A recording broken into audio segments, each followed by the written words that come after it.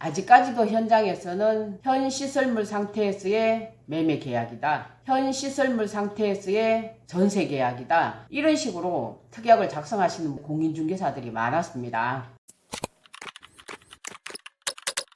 안녕하세요, 복등이 부동산입니다. 날씨 되게 추워졌습니다. 오늘은 부동산 매매 임대차 계약을 어떤 식으로 해야 되는 건지 말씀드릴게요. 시작하기 전에 요 아래 구독, 좋아요 눌러주시고요.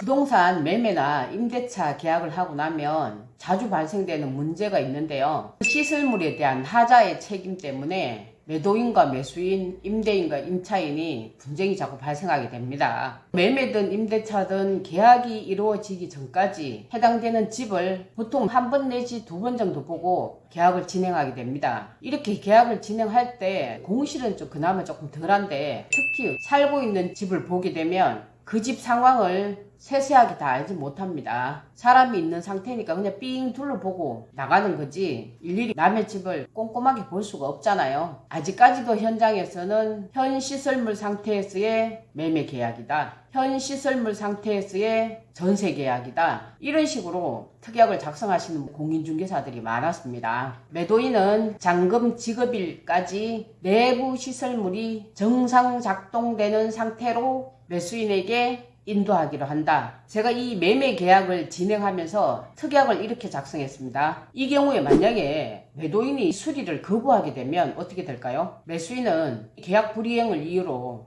손해배상 청구를 하거나 잔금 지급을 연기할 수 있습니다. 그렇기 때문에 매도인 입장에서는 빠른 시일 내로 수리를 하는 게 최선의 대응 방법이 되겠습니다. 현 시설물 상태에서 계약이라는 것은 제일 맹점이 뭐냐면 현 시설물이 어떠했다는 것에 대한 증거가 없어요. 쌍방간에 현재 시설물이 이래 했느라고 사진이나 영상으로 입증을 할 수 있어야 되고요. 그리고 두 번째는 시점이 엇갈립니다. 자기 유리한 쪽으로 시점을 주장하게 돼 있죠. 보통 임대인과 매도인들은 당신이 처음에 이 집을 하겠다고 결정했는 그날이 시점이라고 주장할 수 있습니다. 만약에 임대인이나 매도인이 주장하는 것처럼 마지막으로 집을 받는 그 날짜, 계약하기 전 단계에 마지막으로 집 받던 그날이 시점이라고 주장을 한다면 어떤 문제가 발생하느냐. 잔금때까지 월세 같은 경우 계약을 하고 난 다음에 1개월에서 1개월 반 정도 소요가 되고요. 전세 같은 경우에는 약 2개월에서 3개월, 매매 같은 경우에는 3개월에서 6개월까지 잔금 기간이 남아 있습니다. 작게는 1개월에서 많게는 6개월까지 이 기간 동안 그 집 안에서 어떤 문제가 발생할지는 아무도 모릅니다. 집이 홍수가 날 수도 있고, 태풍으로 붕괴가 될 수도 있고,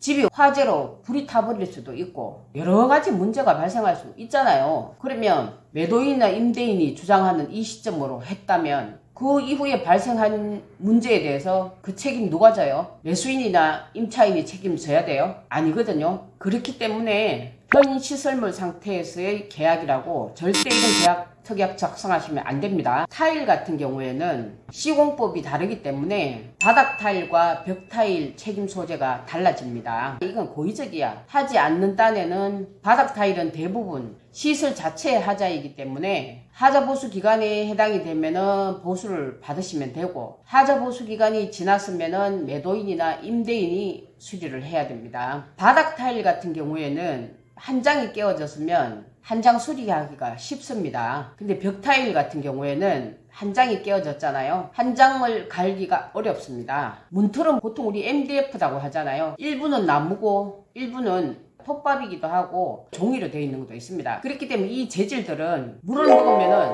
물을 쫙 빨아 당기게 되어 있어요. 물을 먹고 있는 상태에서 필름이 이렇게 입혀져 있어요. 그럼 어떻게 돼요? 종이가 불어나잖아요. 불어나면은 이게 이렇게 현상이 생기겠죠. 만약에 이렇게 제가 특약을 작성하지 않았다면 어떤 문제가 발생하게 될까요? 잘못하면은 일이 커지면 소송까지 가게 됩니다. 자, 여기서 제가 꼭 말씀드리고 싶은 거는 이런 일이 안 생기게 하려면 어떻게 해야 되느냐. 특약 작성을 굉장히 잘해야 됩니다. 공인중개사들이 다 능력이 똑같지 않아요. 각자의 달란트가 다 다릅니다. 아파트를 하는 분들 중에도 민법을 잘 하는 분이 있고, 그래서 분쟁 해결 잘 하시는 분이 있고요. 어떤 분들은 시장 분석을 잘 하시는 분이 있는가 하면 어떤 분은 세금에 굉장히 능통한 사람도 있고 다 다릅니다. 특약을 작성하실 때 첫 번째, 현 시설물 상태에서의 계약이다. 절대 작성하시면 안 됩니다. 두 번째, 거래하시려는 물건 연식에 따라서 이 특약사항이 달라지게 되는데요. 내부 시설물에 대해서 이거는 가격 조율할 때도 해당이 되는 거기 때문에 내부 시설물을 어느 부분은 이 매매 계약에서 제외한다.